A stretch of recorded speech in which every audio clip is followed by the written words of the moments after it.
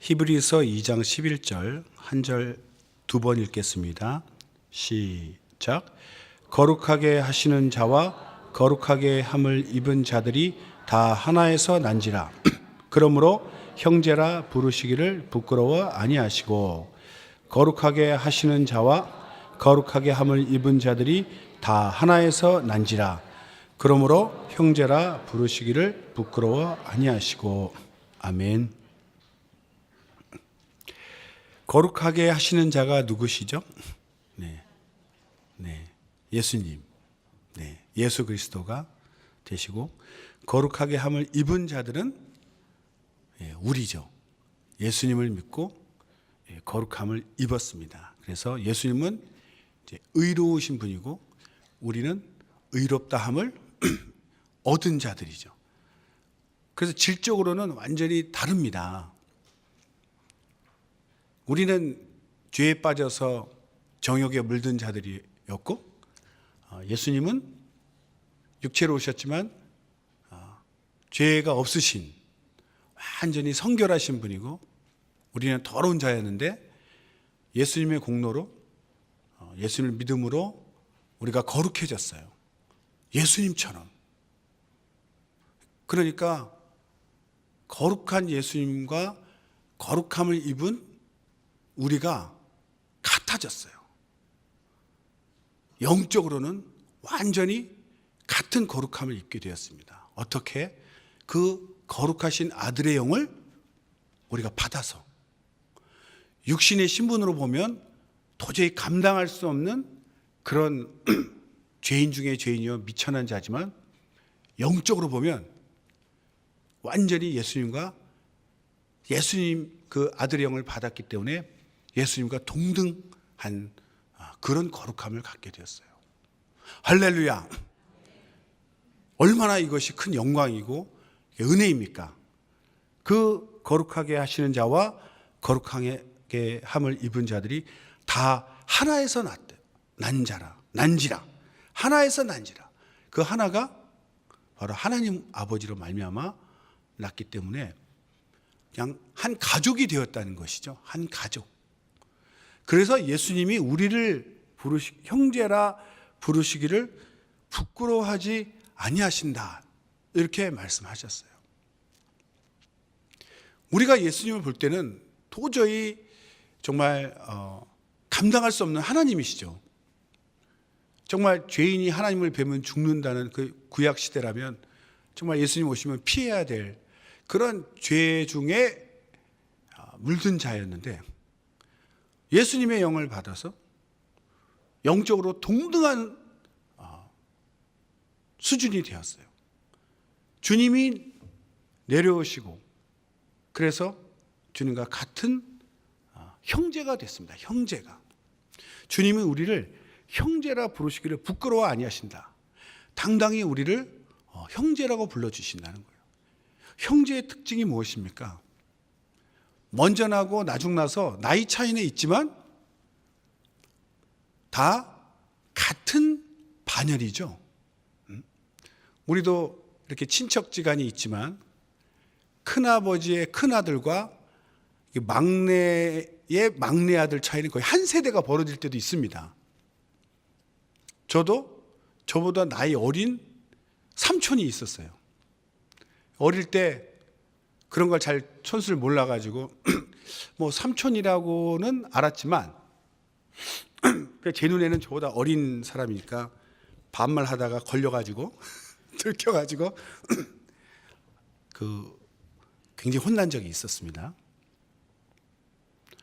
그렇게 나이가 저보다 어렸지만 반열이 삼촌이면 아버지 반열이거든요. 아버지.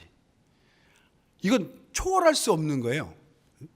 자식이 아무리 나이가 많고 뭐 공부를 많이 해도 아버지를 초월할 수가 없지 않습니까? 이거는 넘을 수 없는 벽이에요, 벽. 정말. 그렇기 때문에 하나님 아버지, 아니 육신에서도 아버지가 자녀들 볼 때는 큰아들로부터 이 막내까지 뭐 30년이 차이가 날지라도 아버지 입장에서는 다 자녀죠. 똑같은 자녀. 형제들 입장에서는 그래도 내가 나이가 좀 많으니까 이 어린 동생이 되게 어려 보일지 모르지만 그래도 같은 반열이에요. 좀 어려울지는 모르지만. 그래서 예수님이 우리를 형제라고 부를 때는 같은 반열로 보는 거예요. 같은 반열. 다른 말로 하면 오직 하나님 아버지만 홀로 높으신 분이시고 예수님과 우리 모두는 같은 반열이에요. 우리가 예수님 반열로 올라간 거죠. 그래서 우리도 당당히 하나님을 아버지라고, 아버지라고 부를 수 있는 그런 자녀된 권세를 얻었습니다. 얼마나 큰 은혜입니까? 그러니까 우리는 이제 가장 소중한 것이 무엇인가?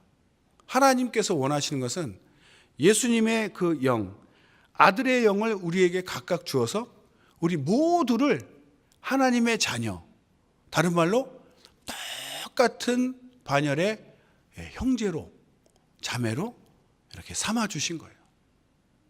그걸 우리가 깨달은 것입니다. 내가 하나님의 자녀가 된 것을 깨달으니까 저 사람도 하나님의 자녀구나. 저 사람도 하나님의 자녀구나. 내가 받은 사랑을 저 사람도 받고 있겠구나. 내가 하나님의 자녀된 은혜를 저 사람도 입었구나.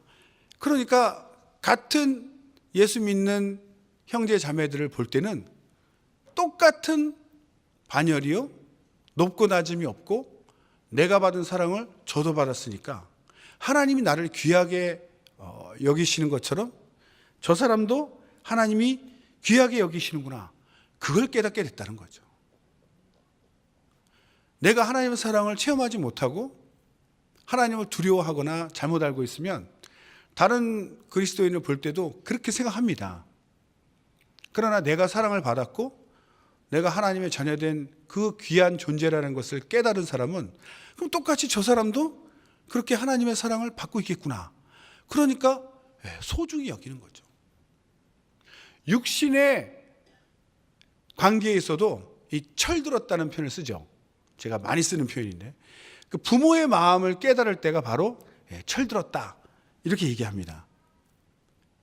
어느 날 내가 부모로부터 참 귀한 사랑을 받고 있구나. 그걸 깨닫게 될 때 자기가 볼 때는 저 철부지 코 올리게 막내 동생도 우리 부모님이 나를 사랑하듯이 저 어린 동생도 참 사랑하시는구나. 그걸 깨달았기 때문에 그때부터 그 동생을 귀하게 여기는 거죠. 나한테 귀한 존재라기보다는 부모님이 저 막내를 소중히 여기시는구나, 사랑하시는구나.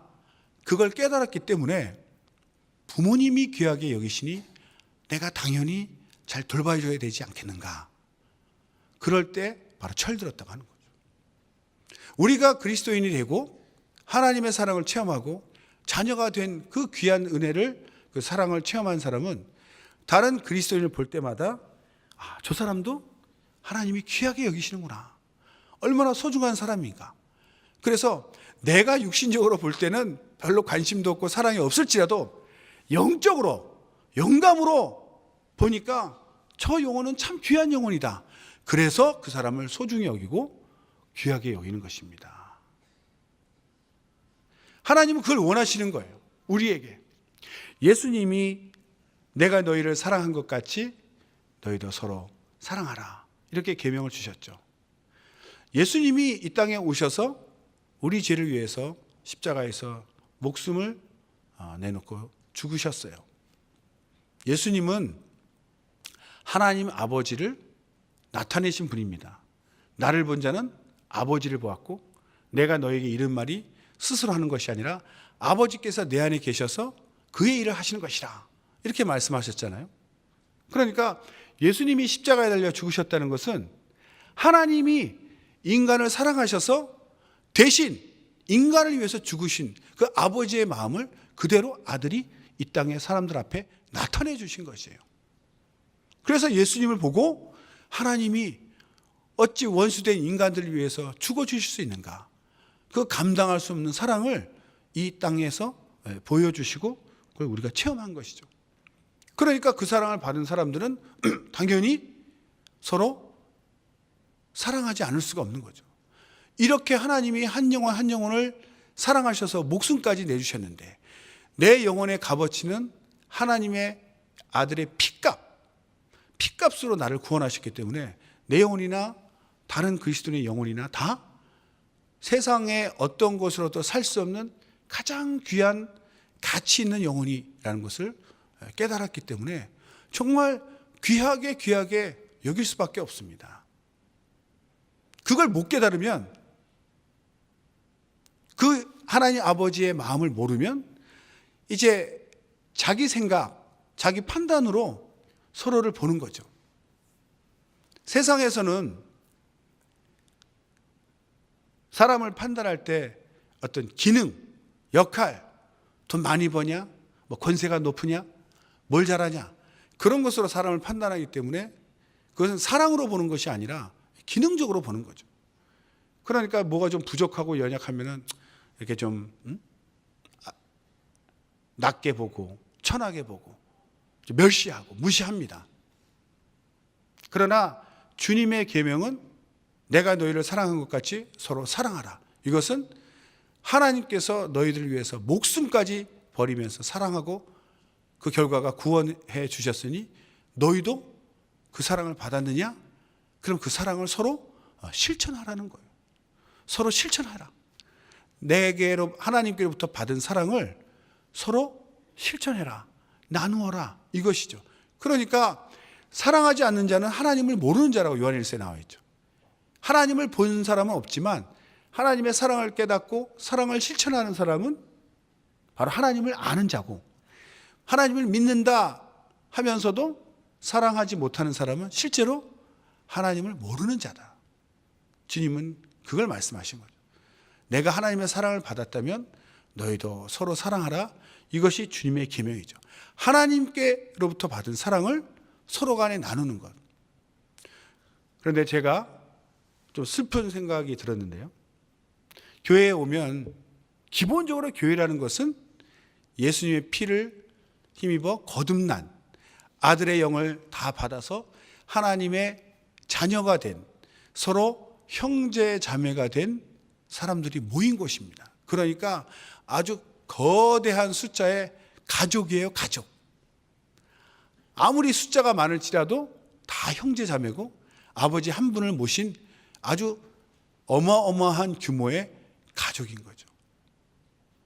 부모님이 자녀를 8명, 10명 둔다고 해서 그 자녀들 중에 누가 낮고 높은 게 있겠습니까? 다 똑같이 사랑하시듯이 숫자가 10,000명이 됐든 10,000,000명이 됐든 1억 명이 됐든 모두가 소중한 존재죠. 그래서 교회 안에 있는 모든 사람들은 기본적으로 한 가족입니다. 가족. 사랑으로 뭉쳐진 가족. 하나님의 사랑을 받는 가족. 하나님 아버지의 사랑을 받고 또 그 사랑을 서로 나누는 가족이거든요. 가족의 그 특성은 사랑하는 것, 사랑으로 뭉쳐졌습니다. 그런데 교회 생활을 하면 이제 직분을 나눠줍니다. 아, 이 사람 뭘 잘하니까 이거 시키고 저거 시키고 이거 시키고, 그래서 그 직분을 나눠줘서 그 직분을 통해서 서로를 서로가 섬기는 거죠. 자기가 잘하는 달란트를 통해서 깔끔 떠는 사람은 청소부장 시키면 온 휴지를 다 줍고 다니니까 얼마나 좋습니까? 그 털털한 사람은 더러운 줄 몰라요. 괜찮네. 그리고 그냥 다니는데. 깔끔한 사람은 맨 얼마나 먼지가 눈에 보이나 봐요. 그런 것처럼 잘하는 걸 시키는 거예요. 그것은 지체가 서로가 직분이 지체인데 이렇게 도우라고 섬기라고 준 것인데, 우리가 잘못된 교육을 받고 잘못된 생각을 갖고 있다 보면 직분이 마치 무슨 신분 상승이나 어떤 무슨 고시 패스에서 갑자기 뭐 높은 사람이 되거나 또는 뭔가 그걸 통해서 자기를 좀 과시하거나 좀 높아지고자 하거나 그런 마음을 갖고 직분을 탐하는 자들도 있습니다. 그런 분들은 제가 감히 말씀드리건데 빨리 내려놓으세요. 자기 영혼만 망칠 뿐 아니라 다른 영혼들도 시험 들게 합니다. 직분은 그렇게 주신 것이 아니거든요. 그러라고 주신 것이 아닙니다. 섬기라고 주신 건데 그 직분을 어떤 계급이나 권세나 어떤 부리는 것으로 생각하면 자기도 교만해져서 하나님께 버림받고 타락할 뿐 아니라 다른 사람도 억압하고 상처 주고 시험에 들게 합니다. 그런 마음으로 내가 세상에서는 무시당했지만 교회 안에 와서는 나도 좀 권세 좀 부려보자, 좀 이름 좀 내보자, 혹시라도 그런 마음으로 직분을 사모하고 또 직분을 받으셨다면 아닙니다. 자기만 망할 뿐 아니라 남도 힘들게 하니까 그건 회개하셔야 돼요. 회개. 정말 내가 이 직분을 통해서 하나님께 받은 은혜를 전파하고 하나님께 받은 은혜를 내가 섬기리라. 이 주님의 몸된 교회, 이 사랑하는 하나님 사랑하는 이 자녀들을 내가 주님의 마음으로, 주님의 사랑으로 섬기리라. 그런 마음을 가지고 직분을 받으셔야 돼요. 그럴 때는 서로가 서로를 높이고 섬기기 때문에 아무리 많은 직분이 있어도 다툼이 없습니다. 오히려 기쁨이 있죠. 섬기니까. 주님의 마음이 되어서. 그런데 그런 마음이 없이 서로가 서로를 억압하거나 누가 높다, 누가 잘한다 이렇게 생각하면 잘못된 생각이죠. 근데 은연중에 그런 교육이 들어와서 그런 생각을 갖고 있지요. 이걸 빨리 바꾸지 않으면 여전히 본인이 그 직분을 통해서 자신을 자꾸 과시하고 자기 의를 드러내다 보니까 교회가 마치 무슨 회사 같아요. 집안 형제 자매들이 있는데 형님이 회사에서 말단 직원 하다가 어느 날 갑자기 잘 돼가지고 막 부장님 되고 사장님이 됐어요. 그럼 막 축하하죠. 근데 집에 와서도 사장님처럼 물 떠와라, 밥 떠와라, 밥 차려라, 물 떠와라, 어딜 쳐다봐, 뭐 이렇게 나가면 이상하지 않습니까? 집에 오면 그냥 형님이죠. 뭐 집에 왔다고 사장입니까? 더 웃긴 거는 또 동생이 우리 형님 사장님 됐으니까 형님 이쪽으로 오시죠. 좋은 자리에 앉으시고. 그런 집 없습니다. 밖에서는 뭐 사장이고 회장일지라도 집에 오면 그냥 형이고 집에 오면 동생이죠. 부모님이 형한테 야, 동생 좀 도와줘라, 숙제 좀 봐줘라 그러면 뭐 그걸 봐줘야지 어떡하겠어요. 약한 자를 돕고 어린 자를 돕고 연약한 자를 돕는 것이 큰 자입니다. 그게 바로 사랑이거든요. 주님이 그걸 보여주셨어요. 그리스도인이 한 명 태어난다는 것은 바로 동생이 하나 태어난 것이에요. 집에 형제 중에 동생이 한 명 태어났어요. 그 동생이 내 종입니까? 아니죠. 어린 동생이니까 뭘 모르니까 더 잘 돌봐줘야 되는 것처럼 누가 예수를 믿고 거듭나서 하나님의 자녀로 그리스도인으로 등록이 되면 동생이 태어난 것처럼 가서 잘 도와주고 살펴줘야 되는 거죠. 그것이 예수님의 마음이고 그것이 영감 있는 사람들이 갖는 생각입니다. 내 쫄병 하나 들어왔구나. 여기 군대입니까? 여기가 회사입니까? 그러니까 교회가 피곤해지는 거예요. 회사에서 권세에 눌리고 억압됐다가도 집에 오면은 그냥 사랑으로 충만한 집에 오면은 그 피로가 풀리고 힘을 얻어서 다시 나아갈 수 있는 것처럼 교회라는 것도 영적인 가족이기 때문에 세상에서는 눌리고 찌들렸을지라도 이렇게 교회 안에 와서는 서로가 위로하고 격려해서 다시 영적으로 힘을 얻고 마음의 위로를 받고 다시 세상으로 나아갈 수 있는 영적 가족이다 이거죠. 한 아버지를 모신 형제들. 직분은 기능이죠. 직분이 형제 자매 관계를 누를 수 없습니다. 교회 안에 와서는 형제 자매라는 것을 생각해야 됩니다. 대학부나 청년부나 그때는 형제 자매고 제가 장년부에 올라오니까 집사님, 뭐 교사, 또 목사 이렇게 직분으로 막 불러주더라고요. 그냥 직분이 마치 계급처럼 돼가지고 아직도 제가 볼 때는 그 생각이 잘 안 바뀌었어요. 우리 장년부가. 물론 호칭할 수 있어요. 그러나 기본적으로 우리의 마음은 형제다. 같은 형제다. 아버지 밑에 똑같은 형제다. 먼저 믿었든 먼저 태어났든 무슨 직분을 받았든 형제들이다. 똑같은 예수님이 맏아들 되시고 우리도 예수님과 똑같은 형제. 예수님이 맏아들 되시고 우리를 발을 씻겨주시고 우리를 위해 희생하셨는데 감히 인간이 어떻게 더 높은 자가 될 수 있습니까? 그럴 수 없습니다. 하나님 아버지와 동등된 예수님인데도 자신을 비워 자신을 낮추셨어요. 아들로서. 그분이 우리의 맏형이 되시는데 우리가 어떻게 예수님을 초월해서 하나님처럼 우리 중에 누가 높은 자가 될 수 있습니까? 그것이 바로 하나님 자리를 탐내는 거죠. 아버지 자리를 탐내는 것이에요. 아무리 큰형이 아버지 노릇을 할지라도 형제예요, 형제. 그래서 우리는 항상 교회 안에서 하나님 아버지를 모신 똑같은 형제들이다. 우리는 동일한 반열의 형제라는 것을 항상 명심하고 사람을 직분이나 기능이나 어떤 역할로 판단하지 않도록 그것은 자기가 교회를 섬기는 일하는 것뿐이고 우리는 서로가 서로를 동등하게 여겨야 됩니다. 이것이 바로 하나님이 우리 교회를 만드신 목적이고 이며 또 우리를 바라시는 바입니다. 앞으로 우리는 항상 잘못된 교육, 잘못된 생각을 완전히 떨치고 주님도 우리를 형제라고 부르시고 부끄러워하지 않으시는데 우리가 서로를 형제라고 부르고 형제로 여기는 것이 마땅한 줄 압니다.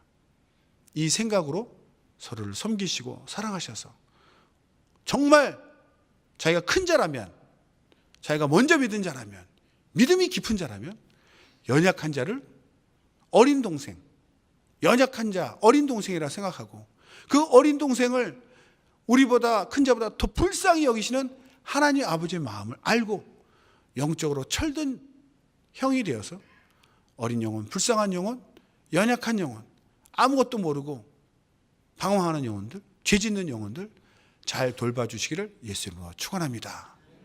우리는 예수님의 형제다. 두 번 시작. 우리는 예수님의 형제다. 우리는 예수님의 형제다. 우리는 하나님의 자녀다. 두 번 시작. 우리는 하나님의 자녀다. 우리는 하나님의 자녀다. 할렐루야. 기도하시겠습니다. 정말 내 생각 가운데 아직도 높아지고자 자기 의가 있다면 철저히 회개하고 주님이 우리를 섬기신 것처럼 큰 자가 작은 자를 섬기신 그 본을 보이셨으니 내가 섬기는 자가 되어서 진정으로 하나님이 인정하시는 큰 자가 되게 해달라고 다 같이 예수여 두 번 부르기도 하십니다.